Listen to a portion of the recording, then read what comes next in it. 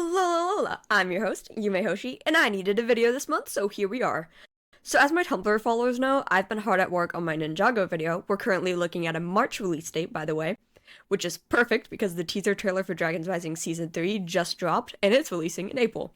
So, perfect timing. Actually, more than perfect timing, because it releases on April 17th, the day before my birthday. Obviously, it's a coincidence, but I'd like to think that it's a birthday present for me specifically. But because I was focusing my attention on that project, I totally forgot that I need a video this month also. If you don't follow me on Tumblr and don't know what I'm talking about, last October I started my journey down the Ninjago rabbit hole, and I'm currently working on a video where I'm going to share that journey with you all. It's gonna have some analysis and a whole lot of silliness. But for now, I figured my profile picture could use an update, so that's what we're doing today. Brainstorming went by pretty fast. I knew I wanted to do an expression with no winking to show off that fear of straight people in the eyes.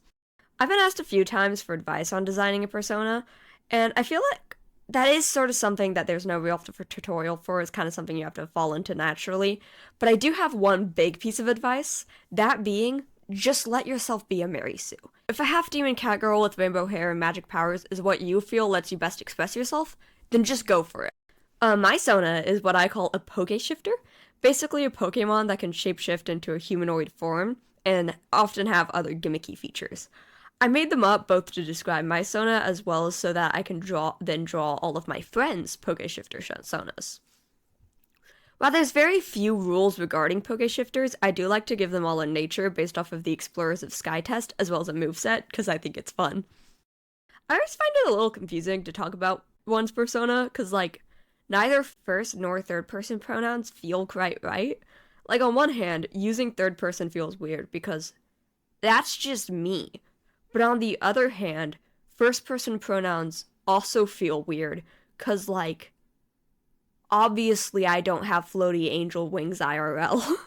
I need to know if anyone can relate to this. I've never seen anyone talk about it before, but a key part of the human experience is that no human experience is completely unique. So philosophically, I can't be the only one. Okay, let's talk about the drawing. It's a fairly simple one, so I'm just gonna know whatever I think that you might find interesting. When I colored the whole thing black, it was so that I could lock the transparent pixels on the layer for easier coloring. One of my number one tips for colors is to start with your line art colored, because that then forces you to limit the colors you use to just those that work with the line art color. I always use super saturated colors for everything, so both this gray and black are actually purple. I shade as I go along with this one, since I already knew how I wanted to shade it. The magic wand tool is always my best friend with coloring and shading, and I always have the setting turned so it selects everything that is a color, because it makes editing colors way easier. This is also part of why I don't use anti-aliasing. I do not know how to pronounce it. Basically blur versus pixel. Here's a fun fact. How I remember my Sona is mix-matched. Is it mismatched or mix-matched? Anyway, how I remember the colors on the ears and hoodie. The blue ear correlates with the blue sleeve, and then blue is the opposite side's pocket color, and the yellow coordinates to the opposite side's pocket, and the purplish correlates opposite to the purplish eye. Lastly, to make the background seem brighter, I add stripes, and for more color, I do that sticker thing. I do not know what to call it, and I make it an ombre yellow to pink, just to make it all a little more rainbowy, just a little more color.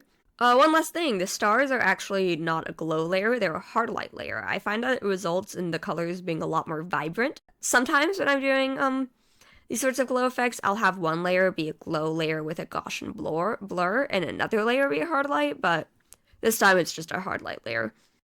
Yeah, I guess that will be all.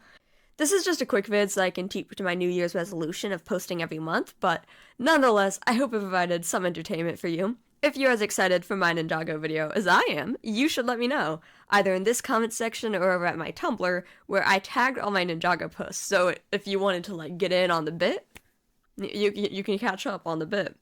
You could also let me know your cat's name, a fun fact about your OC, a dumb dad joke you came up with, or your new favorite Blorbo, and I'll be delighted to receive this information. Thanks for watching, have a lovely day, be sure to stay silly.